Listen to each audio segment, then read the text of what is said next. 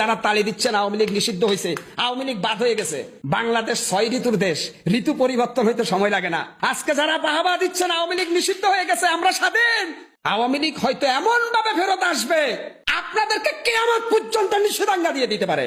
হাল পাইলেন না বড় ভাইরা, আমি কখনো আওয়ামী লীগের পক্ষে কথা বলি না, আমি সবসময় সত্য বলি। আওয়ামী লীগের যারা অন্যায় করেছে তাদের বিচার হোক, কিন্তু একটা দলকে নিষিদ্ধ করতে গেলে জনগণের মতামত লাগে। কত পার্সেন্ট জনগণ আওয়ামী লীগ নিষিদ্ধ চায় জরিপ করেন।